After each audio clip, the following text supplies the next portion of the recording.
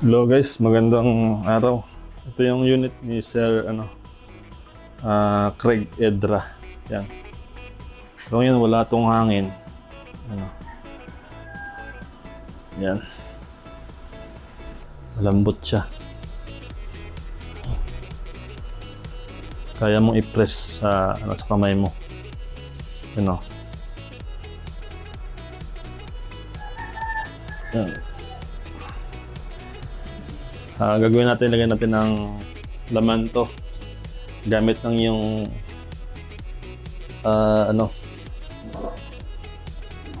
itong pump lang muna para tingnan ko kung yung valve niya nagsisil sa mas mababang pressure.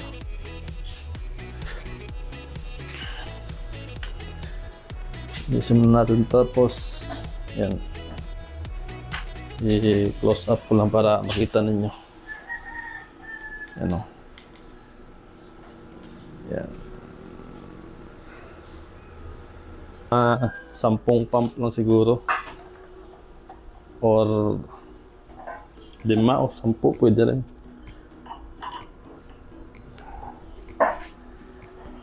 Yan. 1, 2, 3, 4, 5, 6, 7, 8, 9, 10.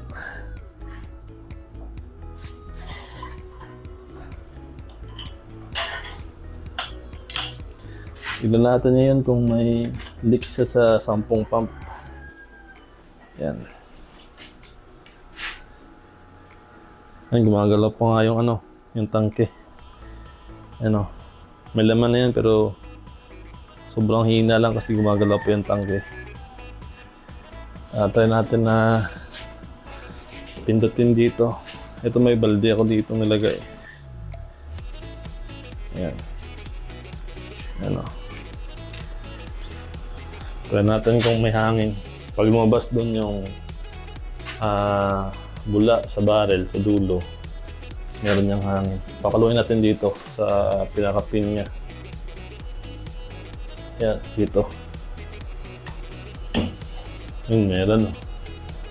Lumalabas, maliit lang. Tapos, dito yung lumalabas yung hangin sa valve. Lulubog natin yan sa tubig. Tignan natin. 10 pumps yun, tapos may may napukpok na tayong dalawa. Kung lalabas dito, may sinyaw siya. Yan o.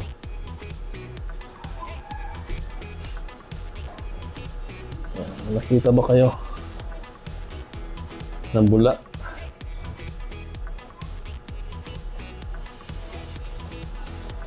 Yan. Pinitin natin. Yan o.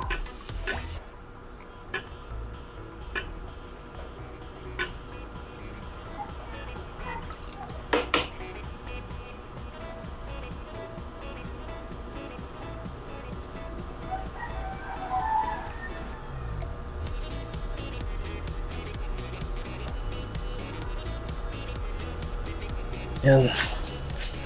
Klaro na yan, wala siyang leak. Tsaka yung valving niya, 10 pump. Tapos na pumpa natin. Tignan natin kung may hangin pa. I-try natin ipatok dito sa balde ulit. May tubig kung may hangin pa. Doon sa dulo yung lalabas sa dulo.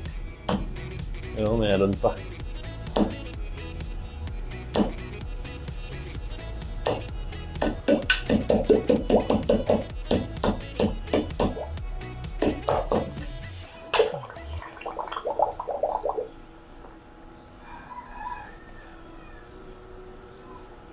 Yan, halos wala ng laman to.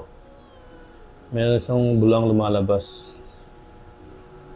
Pero wala na. Pump. Yan.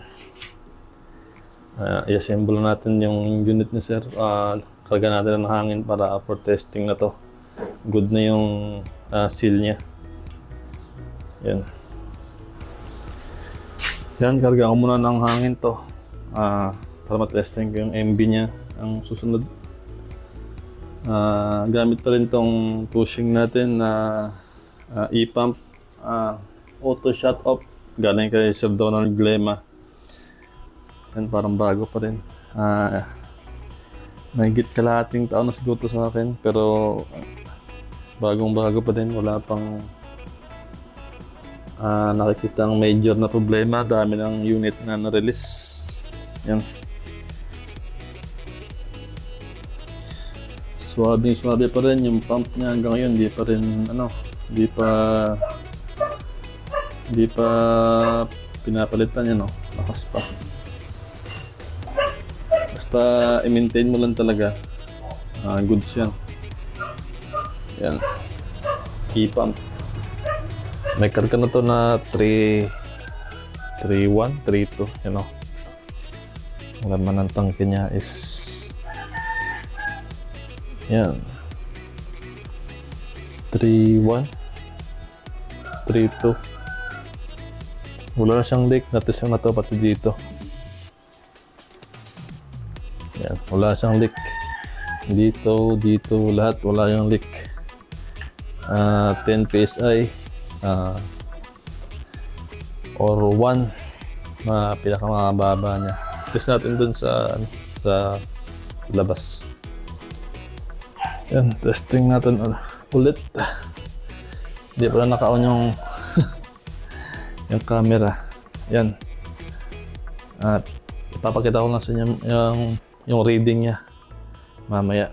Ito muna, unang test natin. Binalik ko sa setting 777. I-adjust ko sa ngayon ng ikot ba, mga 3 or 4. 1, 2, 3, 4, 5. Binayari ko na para mabilis. Yan, pellet.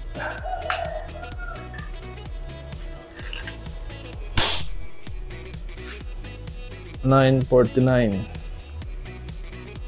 Yan, tanggalin natin to. Tignan natin yung reading niya kanina. Hindi na. Tignan na lang natin dito. Ang una niya kanina na reading, ito 699. Yan. Tapos 855, 874, 924, 935, 945. Yan, nag-reset tayo kanina sa isa. Yan yung 777. Saka 949, yun yung last kanina. Kasi hindi naka-on yung camera pala. Kaya inulit ko na lang yan.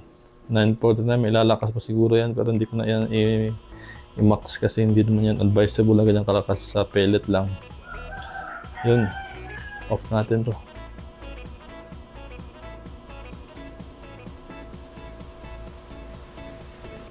Yan.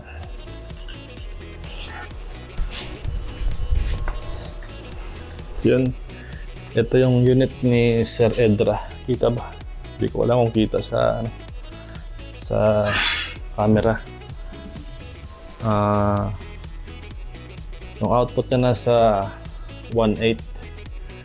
Yung tangke niya is 0.45. Ito yung standard namin na model. Silver yung kulay niya na anodized. China Reg 0.48 na aluminum tank. Mag-upgrade siya ng barrel na 22 inches with silencer. Yun. Itong unit ni Sir Craig. Ang part 2 na to is testing natin sa range. So ito, may pinadala sa akin si Sir Papa Kid na Astro, isang rim. Hindi pa ito bayad pero pinadala niya na sa akin. Ayun, yun palang nag-ask sa amin kung may COD ba kami. Wala kaming COD ng mga sir kasi unang-una hindi kami sa Shopee naka-direct. Mahirap kasi pag dito sa amin tapos wala kaming Shopee account or Lazada. Mahirap, wala talagang COD. Doon lang itong mga unit na to para lang doon sa nagtitiwala talaga. Kasi kung nag-scam kami, sigurado yan may magre-report talaga yan. Tsaka may magko-complain. So doon pa lang malalaman mo na kung scammer talaga o hindi yung nakadeal mo. Yun lang, standard namin ito na Woodstock na tactic, Woodstock pala na GTA guns, AMPCP. Yung price nito, standard niya na barrel 20 inches walang silencer is 39K. Yan, napakaswabe na to, smooth na smooth. Napakaganda niya. So abangan yung part 2 nito, testing natin sa range. Kabitan ko ng scope tapos yung next day kasi anong oras na, alanganin na to. Kaya bukas na ito matetest. Yun lang. Bye.